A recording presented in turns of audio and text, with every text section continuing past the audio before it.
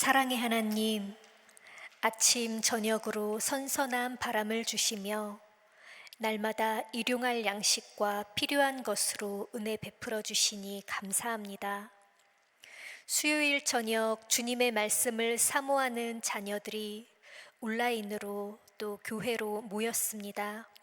말씀을 통해 마음 깊은 고민의 답을 찾게 하시고 늘 우리와 함께 하시는 하나님의 사랑을 경험하게 하옵소서. 예배를 위해 기도하고 찬양하고 연주하는 모든 성도의 고백을 기뻐 받으시고 진심으로 주님을 만나는 복된 시간이 되게 하옵소서. 예수님의 이름으로 기도합니다. 아멘.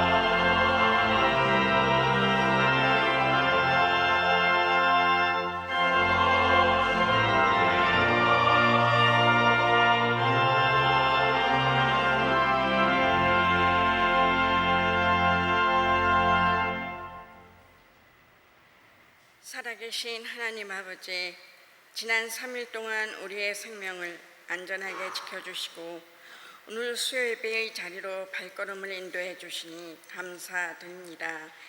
지난주까지만 해도 숨막히던 폭염과 찌는 듯한 무더위가 입추절기를 지나고 나니 조금씩 아침 저녁으로 선선해졌음을 느낍니다. 그러나 주님, 지구가 점점 뜨거워지고 자연이 고통받고 있습니다.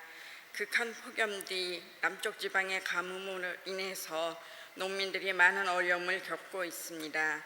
적절한 해갈의 비를 내려주시고 상심한 그들의 마음을 치유하여 주시옵기를 간절히 기도드립니다. 이제 막바지 여름 무더위에 담임 목사님과 교역자님들 그리고 경동 식구들의 건강을 지켜주옵소서.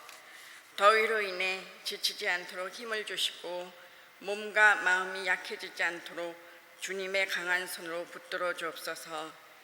이 시간 말씀을 전하시는 김진 목사님을 성령의 권능으로 붙잡아 주시고 말씀을 통해 우리의 영혼이 새로워지며 삶의 문제를 해결받는 은혜의 시간이 되게 하옵소서. 김지훈 교우가 정성스럽게 준비한 찬양을 기쁘게 받아주시옵고 우리 마음의 위로가 되게 하여 주옵소서. 감사드리며 우리 주 예수 그리스도의 이름으로 기도드립니다. 아멘.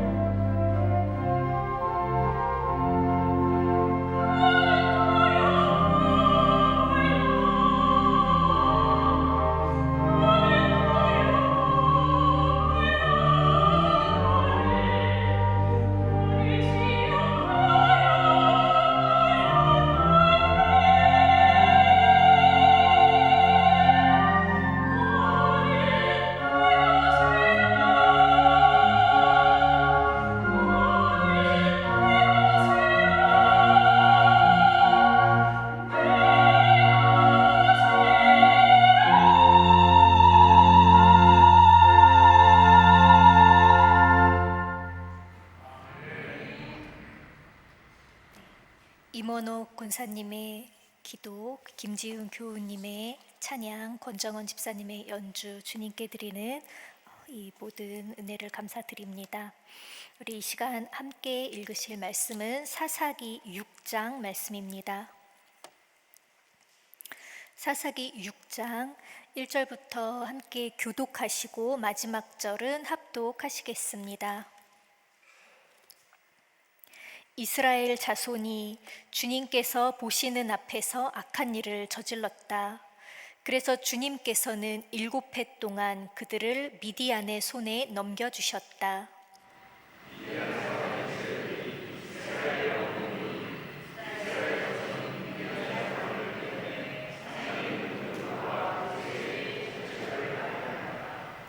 이스라엘 자손이 씨앗을 심어 놓으면 미디안 사람과 아말렉 사람과 동방 사람들이 쳐 올라오는 것이었다.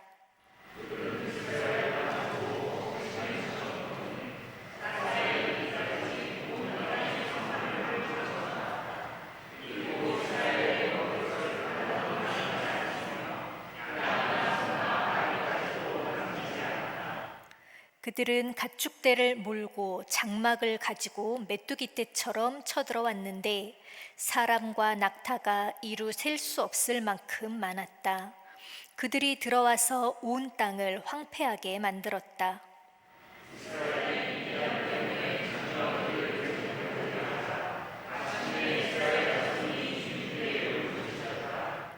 이스라엘 자손이 미디안 사람들 때문에 주님께 울부짖을 때에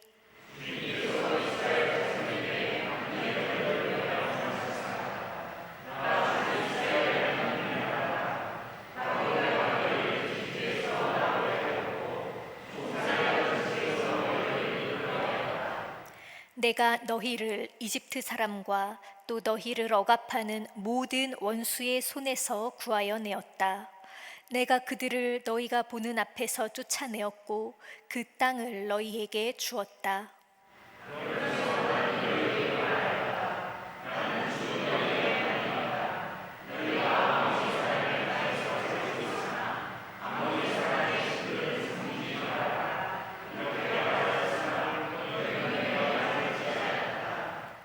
주님의 천사가 아비에셀 사람 요아스의 땅 오브라에 있는 상수리 나무 아래에 와서 앉았다. 그때에 요아스의 아들 기드온은 미디안 사람들에게 들키지 않으려고 포도주 틀에서 몰래 밀 이삭을 타작하고 있었다.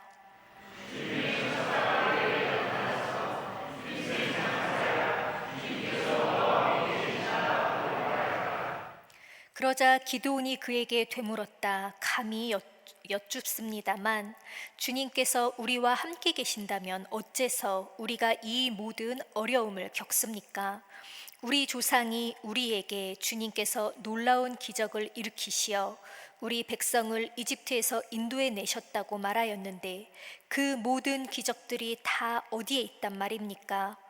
지금은 주님께서 우리를 버리시기까지 하셔서 우리가 미디안 사람의 소나귀에 넘어가고 말았습니다.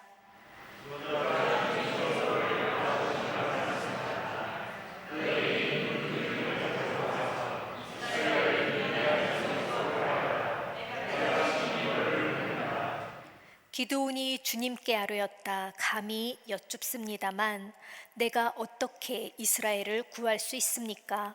보시는 바와 같이 나의 가문은 므낫세 지파 가운데서도 가장 약하고 또 나는 아버지의 집에서도 가장 어린 사람입니다.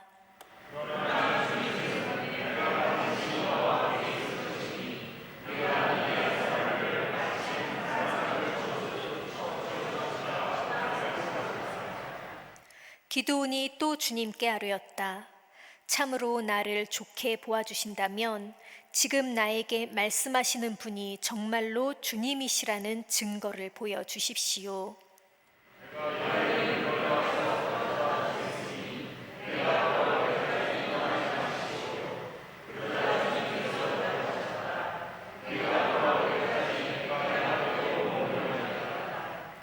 기드온은 즉시 가서 염소 새끼 한 마리로 요리를 만들고 밀가루 한 에바로 누룩을 넣지 않은 빵도 만들고 고기는 바구니에 담고 국물은 그릇에 담아 상수리 나무 아래로 가지고 가서 천사에게 주었다.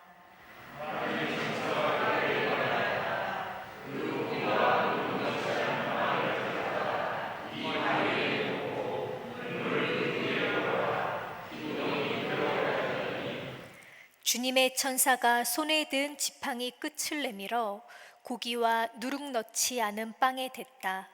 그러자 불이 바위에서 나와서 고기와 누룩 넣지 않은 빵을 살라버렸다. 그런 다음에 주님의 천사는 그 앞에서 사라져서 보이지 않았다.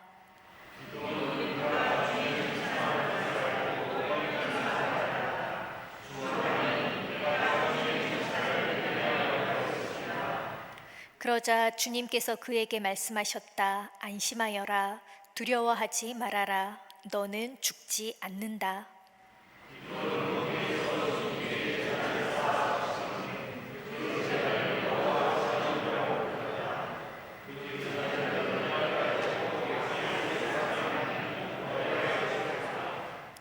그날 밤에 주님께서 기드온에게 말씀하셨다. 내 아버지의 외양간에서 어린 수소 한 마리를 끌어오고 또 7회 된 수소도 한 마리를 끌어오고 내 아버지의 바알 제단을 허물고 그 곁에 있는 아세라 상을 찍어라.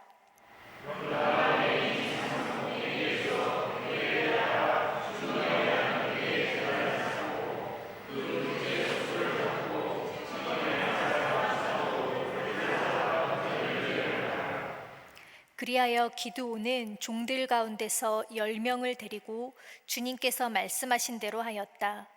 그러나 그의 아버지 집안 사람들과 성읍 사람들을 두려워하여 감히 그 일을 낮에 하지 못하고 밤에야 하였다.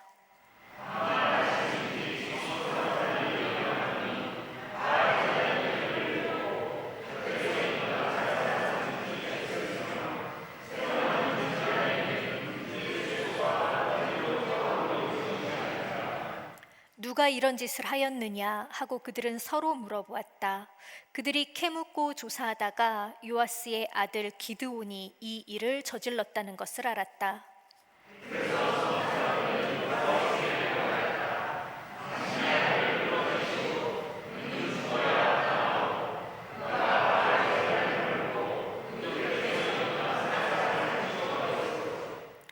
요아스가 자기를 둘러선 모든 사람에게 이렇게 말하였다.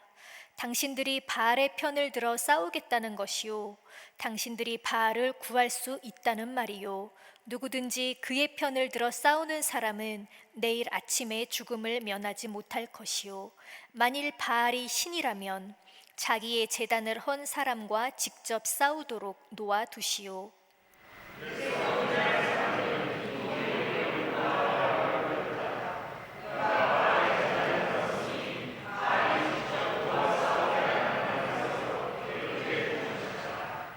그때에 미디안 사람과 아말렉 사람과 사막 부족이 모두 함께 모여 요단강을 건너와서 이스라엘 평지에 진을 쳤다.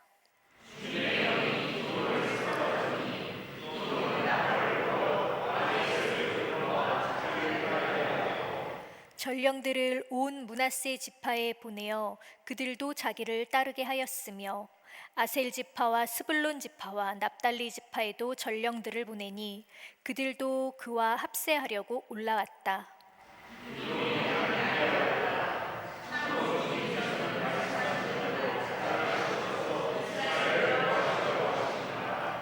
그러시다면 내가 양털 한 뭉치를 타작마당에 놓아두겠습니다. 이슬이 양털 뭉치에만 내리고 다른 땅은 모두 말라 있으면 주님께서 말씀하신 대로 저를 시켜서 이스라엘을 구하시려는 것으로 알겠습니다.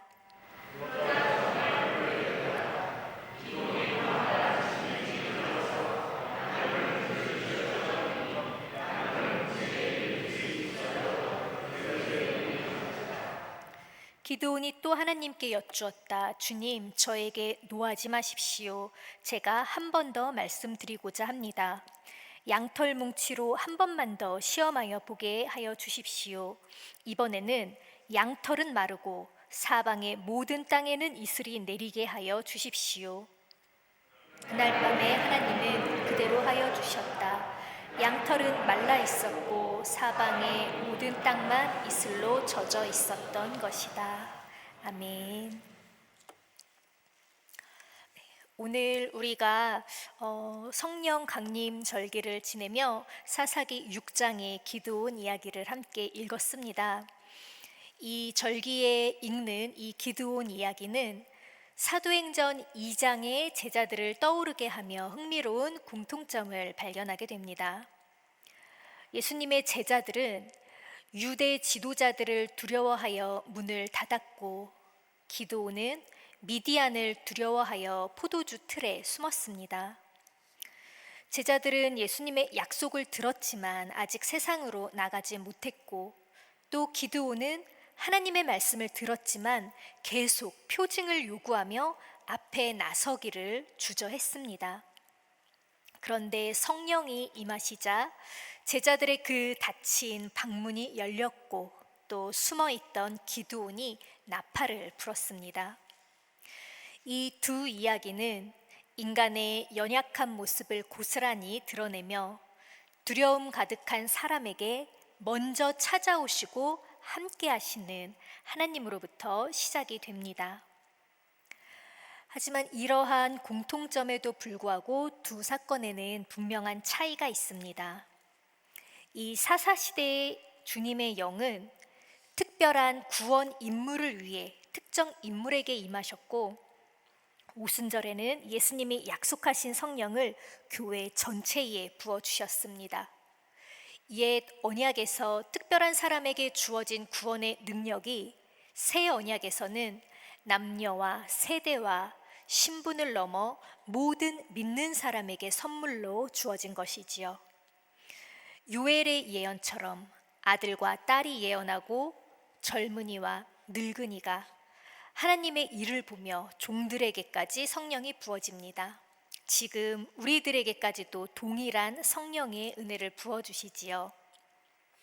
이 성령의 시대를 살아가는 우리들이 특정한 인물에게 주의 영을 입혀주셨던 시대의 이야기를 읽으면 한 인물의 영웅담으로 바라보는 위험에 빠지기도 합니다. 특히 히브리서 11장 32절에는 기드온, 바락, 삼손, 입다 등의 이름이 언급되면서 그들이 믿음으로 나라들을 이기기도 하고 약한 데서 강하여지기도 했다고 기록하고 있습니다. 이 구절은 이들을 믿음의 영웅으로 받들 만한 오해의 여지가 있기도 합니다. 하지만 이들이 어떤 한 순간을 믿음으로 승리하였다고 해서 그들의 성품이나 삶 전체가 믿음을 대표하는 인물이라고 말하기는 어렵습니다. 우리가 잘 알고 있는 삼손은 말할 것도 없고, 기드온 역시 전쟁에서 승리한 이후 권력에 사로잡혀서 폭력과 욕망의 길로 타락해 버렸기 때문입니다. 또 한편으로 생각해 보면 하나님이 세우신 사사가 타락한다는 사실은 좀 충격적이기도 합니다. 왜냐하면 지금까지 보았었던 온니엘, 에훗, 삼갈, 드보라는 각자의 그런 연약함이 있음에도 불구하고 하나님의 명령을 따라 맡겨진 임무를 잘 수행했던 인물들이기 때문입니다. 그런데 오늘 읽은 6장부터 이전과는 다른 양상을 나타내는 사사들을 보게 됩니다. 먼저 이스라엘 백성의 부르짖음에 반응하는 하나님의 그 행동도 달라집니다. 온니엘부터 드보라까지는 적국으로부터 고난당하던 이스라엘 백성이 울부짖으면 하나님이 바로 사사를 세우시고 또 사사를 통해 이스라엘을 구원해 주셨지요. 그런데 이 기드온 시대에 이르러 백성들이 부르짖었을 때는 사사를 먼저 세우시지 않았습니다. 전에 없던 예언자를 보내서 이스라엘을 구원하신 하나님을 먼저 소개하고, 또 지금 이스라엘 백성들이 하나님의 말을 듣지 않았다고 책망하고 있지요. 그리고 이후에는 주의 천사를 통해서 기드온을 만나시고 대화를 나누면서 사사로 세우십니다. 사사가 주님과 직접 대화를 나누는 장면도 전에 없던 거라 생소한데, 그 대화의 내용을 듣고 있노라면 과연 이 자가 사사의 역할을 제대로 행할 수 있을지 의문이 먼저 들기도 합니다. 자세한 내용은 본문의 이야기를 통해 다시 한번 살펴보고, 여기서는 이 6장이 사사기의 그 사사들의 전환점이 되는 장이라는 것을 기억해 주시기 바랍니다. 오늘 기드온부터 시작해서 이후 9장의 그 아들 아비멜렉에 이르기까지 총 4장이라는 그 사사들의 이야기에 꽤 많은 분량을 통해 가나안 땅에서 점차 악해지고 하나님과 멀어지는 이스라엘 백성을 고발하며 이 사사를 세우는 일조차 이전보다 어려워질 정도로 타락하고 있는 것을 보여주고 있습니다. 또한 그렇게 세워진 사사마저도 본받을 만한 신앙심이나 인품은 찾아보기 힘들 정도로 가나안에 물들어 있는 것을 또 볼 수 있습니다. 사사기 6장은 이렇게 여러모로 비참해진 이스라엘의 현실로부터 시작합니다. 미디안과 아말렉과 동방 사람들이 추수 때마다 메뚜기 떼처럼 몰려왔다고 했지요. 이스라엘이 씨를 뿌리고 땀 흘려 가꾼 곡식을 빼앗고 또 양, 소, 나귀까지 남기지 않고 모두 가져갔습니다. 와서 잠깐 약탈하고 돌아간 것이 아니라 아예 장막을 치고 이 땅의 소산이 다 없어질 때까지 머물렀습니다. 이스라엘은 약속의 땅에 살면서도 산의 굴과 웅덩이와 요새에 숨어 지내야 했습니다. 젖과 꿀이 흐르는 땅에서 굶주렸고 자기 땅에서 난민처럼 살아야 했습니다. 이렇게 살고 있는 원인에 대해서 이스라엘 백성은 미디안이 가장 큰 문제라고 인식했습니다. 그런데 성경은 미디안보다 먼저 이스라엘의 죄를 지적합니다. 10절에 보면 아모리 사람의 신들은 섬기지 말라고 하였지만 너희는 내 말을 듣지 않았다고 말씀하십니다. 이스라엘 백성은 가나안 땅에서 풍요하게 살기 위해 풍요의 신 바알과 아세라를 섬겼습니다. 하나님도 붙들고 바알도 붙들면 더 안전하리라고 생각했지요. 하지만 하나님과 우상을 함께 섬기는 혼합주의는 더 넓은 신앙이 아니라 언약을 버리는 불순종이었습니다.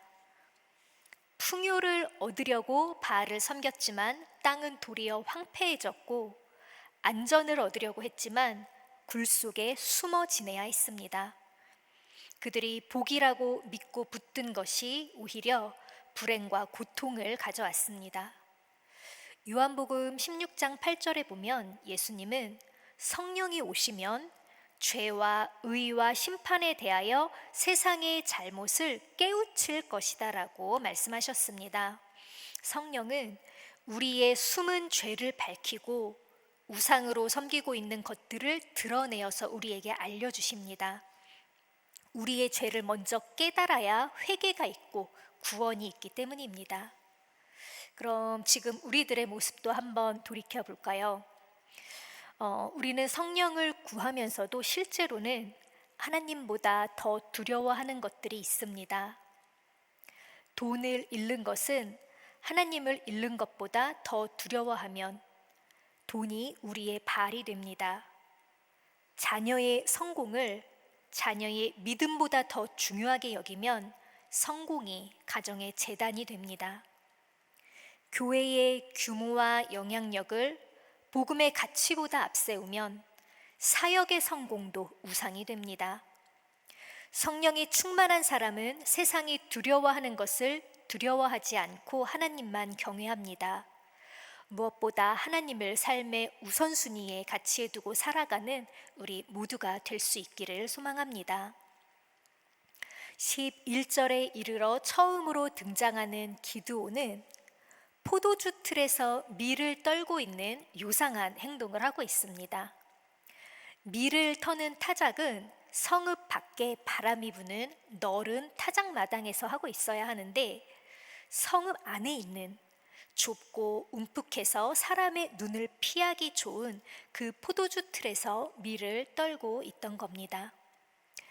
물론 미디안을 피해 하는 행동이라고 설명하고 있지만 그의 첫 모습은 용기 있는 용사나 지혜로운 인물이 아니라 곡식 몇 줌을 지키려고 숨어서 일하고 있는 옹색한 인품을 풍기고 있습니다. 본문은 기드온을 겁쟁이라고 직접 설명하는 대신 그의 행동을 통해 어떤 사람인지를 보여주고 있는 것이지요. 그때 주님의 천사가 나타납니다.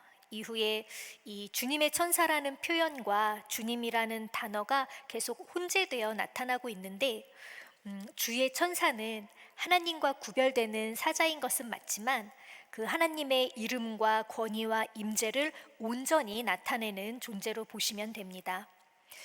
기독교 전통에서는 이러한 이 신적 사자의 모습을 이 성육신 이전의 성자의 현현으로 이해하기도 하지만, 이 본문 자체의 직접적인 강조점은 하나님께서 그 사자를 통해 기드온에게 친히 임재하시고 말씀하셨다는 데 있다는 것을 기억해 주시고 이해하시면 됩니다. 이 주의 천사는 기드온에게 나타나 힘센 장사여 주님께서 너와 함께 계신다고 말합니다. 이 숨어있는 사람에게 힘센 장사라는 표현은 전혀 어울리지 않지요. 그러나 하나님은 기드온의 현재를 과장해서 칭찬하신 것이 아닙니다. 주님께서 너와 함께 계신다는 약속 안에서 그에게 새로운 정체성을 선언하신 겁니다. 기드온의 힘은 그의 성격이나 경력이나 재물에서 나오는 것이 아니라 오직 함께 하시는 하나님에게서 비롯됩니다. 하나님은 내가 강하니 가라고 하지 않으시고 내가 너를 보내며 너와 함께 하니 가라고 말씀하십니다. 근데 여기서 기드온은 주님께서 우리와 함께 하시면 어째서 이 모든 어려운 일들이 우리에게 닥쳤느냐고 반문을 합니다. 하나님이 우리를 버린 것이 아니냐고 묻고 있지요. 하지만 기드온의 질문에 앞서서 먼저 예언자를 통해 하나님이 얘기하셨죠. 너희가 나의 말을 듣지 않았다. 하나님의 평가는 이스라엘이 하나님을 버렸다는 것이고, 기드온의 평가는 하나님이 이스라엘을 버렸다는 겁니다. 기드온은 출애굽의 기적은 기억했지만 약속을 순종해야 한다는 것은 잊었습니다. 젖과 꿀이 흐르는 땅과 먹거리라는 하나님의 선물은 기억했지만 하나님의 말씀은 잊었던 것이지요. 하지만 하나님은 기드온과 긴 논쟁을 하지 않으시고 가서 너에게 있는 그 힘으로 이스라엘을 구하여라. 내가 너를 보내는 것이 아니냐고 말씀하십니다. 기드온을 부르시는 그 사건 자체가 하나님이 백성을 버리지 않으셨다는 답입니다. 우리가 하나님은 어디 계십니까? 라고 물을 때 하나님은 때로 모든 이유를 설명하는 대신 우리에게 사명을 맡기십니다. 네가 탄식하는 그 자리로 내가 너를 보낸다. 나와 함께 순종하라. 그 포도주 틀에서 세상을 논평하는 사람을 하나님은 세상 속의 증인으로 부르신 겁니다. 또 15절에서 기드온은 자기 집안이 므낫세 중에서도 가장 약하고 자신은 집안에서도 가장 보잘것없다고 말합니다. 그런데 그 아버지 요아스는 땅과 황소와 바알 제단을 소유한 사람이었고 또 최소 10명의 종을 부릴 수 있었고 성읍에서 영향력을 행사하는 사람이었습니다. 그것을 보면 이 기드온의 대답은 온전한 겸손이라기보다는 두려움이 만든 자기 축소에 가깝습니다. 두려움은 대적을 실제보다 더 크게 보이게 하고 또 자신을 실제보다 더 작게 보이게 하고 하나님을 옛 이야기 속으로 밀어냅니다. 이러한 기드온에 대한 하나님의 대답은 내가 반드시 너와 함께 있겠다입니다. 예수님은 승천하시면서 제자들에게 먼저 세상으로 뛰어가라고 말씀하지 않으셨습니다. 위로부터 오는 능력을 입을 때까지 기다리라고 하셨습니다. 그리고 성령이 임하시면 권능을 받고 땅 끝까지 증인이 될 것이라고 약속하셨지요. 믿음의 핵심은 나는 할 수 있다는 자기 암시가 아니라 성령이 함께 하심으로 주님이 명하신 일을 감당할 수 있다는 신뢰입니다. 혹시 우리도 주님의 부르심에 포도주 틀에 숨어 있거나 실패가 두려워 시작하지 못하고 있다면, 혹은 상처받을까봐 두려워서 먼저 사랑하지 못하고 있다면, 늘 우리와 함께 하시는 성령을 신뢰하고 순종하는 용기를 낼 수 있기 원합니다. 이어지는 17절에서는 주님의 대답에 용기를 내는 기도원이 아니라 표징을 구하는 질문이 나옵니다. 그는 예물을 드릴 테니 증거를 보여달라며 염소 새끼 한 마리와 한 에바 정도 되는 무교병을 준비해 옵니다. 한 사람이 혼자 먹기에 염소 새끼 한 마리도 과한 분량이고 한 에바는 22리터 정도 된다고 합니다. 밀가루 무게로 보면 한 15kg 정도 되는데 우리 한 쌀 15kg면 떡이 2마리 넘게 나오거든요. 그것을 생각해 보면 한 사람에게 대접하기에는 굉장히 많은 양이라는 걸 알 수 있습니다. 이걸 통해서 기도원의 그 부유한 형편도 볼 수 있고, 또 이 극심한 식량난 속에서도 준비한 풍성한 예물인 만큼 그의 간절함도 느낄 수 있는 대목이지요. 하지만 주의 천사는 이 고기와 무교병을 바위 위에 놓게 합니다. 그리고 지팡이를 대니까 불이 바위에서 나와 재물을 살라버립니다. 기드온은 증거를 요구하는 예물로 이것을 드렸지만 주의 천사는 주님께 드리는 제물로 바치게 되었습니다. 이 모습을 본 기드온은 그제야 자신이 진짜 주님의 천사를 대면했다는 사실을 깨닫게 됩니다. 사실은 이렇게 대화를 나누면서도 믿지 못했고 한 예언자쯤으로 생각하고 있었던 것 같은데, 신적인 존재라는 것을 깨닫게 되면서 기드온은 그 주님의 놀라운 능력을 목도하게 되지요. 하지만 직접 이렇게 본 기드온은 그 말에 순종하고 또 따를 법도 한데 갑자기 또 죽을까봐 두려워합니다. 당시에는 신을 직접 대면하면 죽는다는 그런 인식이 있었기 때문인데요. 하지만 주님은 안심해라, 두려워하지 말아라, 너는 죽지 않는다, 이렇게 구체적으로 말씀하시면서 기드온을 안심시켜 주십니다. 그제야 안심한 이 기드온은 제단을 쌓고 여호와 샬롬이라고 부릅니다. 여호와 샬롬, 우리 주님의 평화라는 뜻인데요. 이 주님의 평화는 모든 것이 해결되어서 안전하고 평화로워졌다는 뜻이 아닙니다. 왜냐하면 미디안은 아직 여전히 있고 전쟁은 시작도 되지 않은 상태이기 때문이지요. 부활하신 예수님이 두려워 문을 닫고 있는 제자들에게 너희들에게 평화가 있기를 하고 말씀하시면서 나타나셔서 제자들이 용기를 얻고 또 변화되는 장면이 있는 것처럼, 이 하나님의 평화는 문을 더 굳게 닫고 안전하게 머무는 것이 아니라 용서받은 사람이 문을 열고 나와 평화를 이루도록 움직이게 합니다. 그렇게 기드온이 평화의 제단을 쌓은 바로 그날 밤, 하나님은 아버지의 바알 제단을 헐고 아세라 목상을 찍으라는 명령을 하십니다. 밖에 있는 미디안과 싸우기 전에 이스라엘 안에 있는 우상과 먼저 싸워 이기게 하시지요.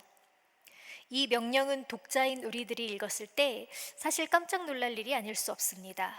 사사로 세운 이 기드온의 아버지 요아스가 그 지역에서 바알 제단을 세우고 섬기는 유지였기 때문입니다.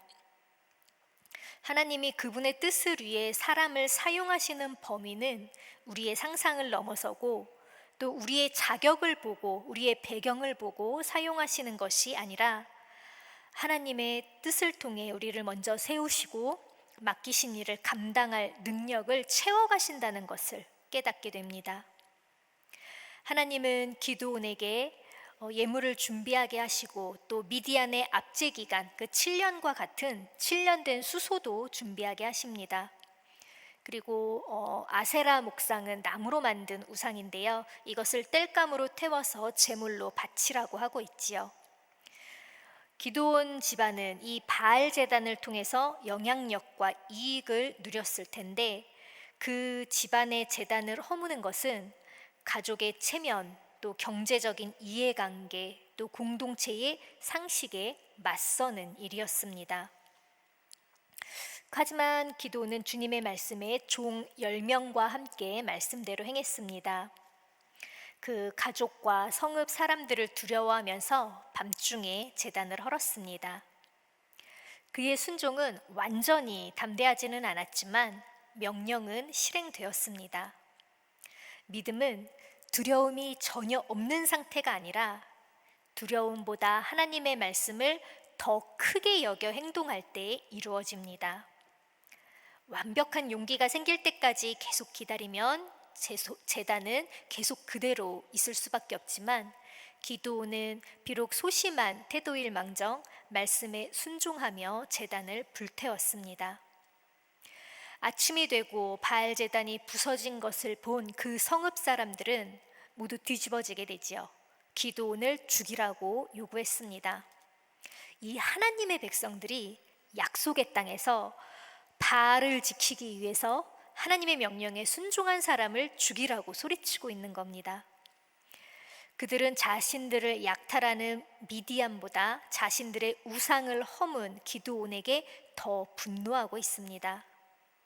그때 기드온의 아버지였던 요아스는 바알이 신이라면 우리 사람들이 그 신에게 끼어들지 말고 스스로 자기 자신의 제단을 허문 사람과 싸우도록 내버려 두라면서 다행히 그 자리에서 아들의 목숨을 구하게 됩니다.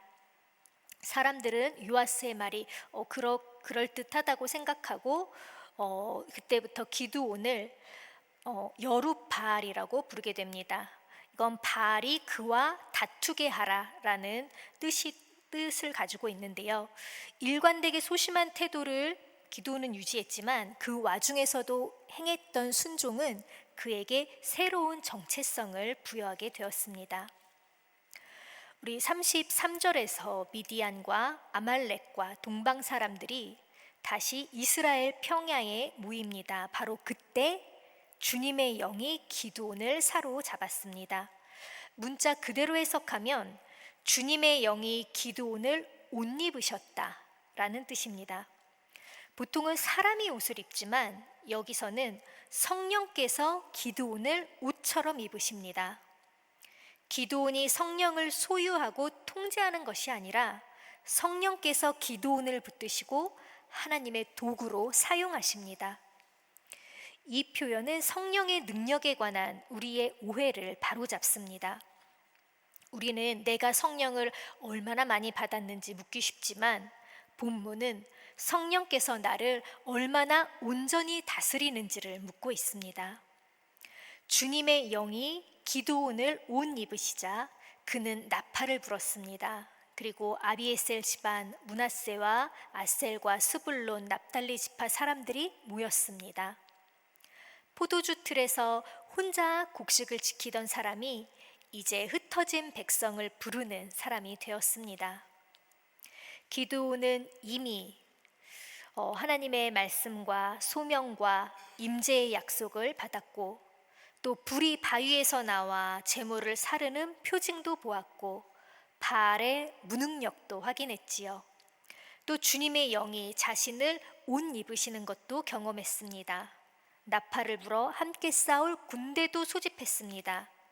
이제 나가기만 하면 되는데 기드온은 여기서 용기 있게 주님의 말씀에 순종하는 것이 아니라 갑자기 양털을 놓고 주님께 또 증거를 요구하고 있습니다. 먼저는 양털에만 이슬이 내리고 땅은 마르게 해달라고 한 뒤에 하나님이 요구한 대로 그대로 해주시니까 그럼 이번에는 양털만 마르고 땅에 이슬이 내리게 해달라고 합니다. 노하지 마십시오. 한 번만 더 말씀드리겠습니다. 라는 이 39절의 간구는 그 자신도 이 요구가 무례하다는 사실을 알고 있었다는 걸 보여줍니다.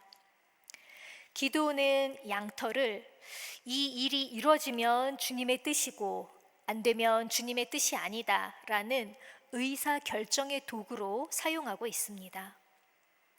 우리는 기드온처럼 임의의 조건을 만들어서 하나님을 시험하지 않고 이미 보여주신 성경 말씀의 그 지혜와 또 예수님의 성품, 그리고 나와 함께 하시는 성령의 인도하심에 따라 책임 있게 분별하고 행동해야 합니다. 표징을 구하느라 분명한 순종을 미루어서는 안 됩니다. 우리 기드온의 이야기를 읽다 보면 손이라는 이미지가 계속 반복되고 있습니다. 하나님은 이스라엘을 미디안의 손에 넘기셨고 과거에는 이집트와 모든 압제자의 손에서 건져내셨고 이제는 기드온의 손으로 이스라엘을 구원하겠다고 하십니다. 하지만 실제 이 구원의 주체는 기드온의 손이 아니라 하나님의 손입니다. 기드온은 제 손으로 이스라엘을 구원하시려거든 이라고 말하지만 이어지는 7장에서 하나님은 군사의 수를 300으로 줄여 인간의 손이 자랑하지 못하게 하십니다. 우리의 손은 성령께서 사용하시는 순종의 도구이지 영광의 주인이 아닙니다. 성령은 약한 사람을 사용하시지만 그 사람이 하나님의 영광을 훔치는 것은 허락하지 않으십니다. 이렇게 우리가 함께 읽은 기드온의 이야기는 성공한 영웅의 이야기가 아니라 결함 많은 사람을 오래 참아 사용하시는 하나님의 은혜를 이야기하고 있습니다. 또 성령을 경험한 사람이라도 끝까지 성령을 따르지 않으면 모두가 쉽게 타락할 수 있다는 경고를 알려주고 있습니다. 우리가 아직도 포도즙 틀 같은 좁은 곳에 숨어 두려워하고 있는 일이 있다면 하나님은 우리를 일으켜 보내기 위해 찾아오신다는 것을 기억하기 원합니다. 주님은 우리를 위로만 해서 그대로 두지 않으시고 안심해라 두려워하지 말아라 말씀하신 뒤에는 바알의 제단을 헐으라고 명하시는 분입니다. 주님의 은혜는 죄를 덮어두는 허락이 아니라 죄의 제단을 무너뜨릴 힘입니다. 평화의 하나님을 만난 사람은 우상과 평화협정을 맺을 수 없습니다. 우리가 그동안 기드온과 같이 환경을 탓하며 바꾸어 달라고 기도드렸던 것이 있다면 주님의 말씀에 더 귀 기울이지 못한 자신을 다시 한번 살펴보고 돌이키는 시간이 될 수 있기 원합니다. 혹시 나도 모르게 오랫동안 길러온 7살 된 수소나 또 정성껏 관리해온 바알의 제단이 있었다면 모두 드러내어 주님 앞에 내놓고 가장 우선순위로 주님을 섬기며 살아가기 원합니다. 물론 두려울 때도 있겠지만 말씀에 순종했을 때 약한 나를 통해 주의 뜻을 이루시는 그 경험이 날마다 우리에게 일어나고 또 우리가 쓰임받은 뒤에는 하나님의 영광을 훔치지 않는 귀한 삶이 되기를 소망합니다. 그때 우리의 그 연약함은 하나님의 은혜를 드러내는 힘이 되고 평화를 이루는 손과 발이 될 것을 믿습니다.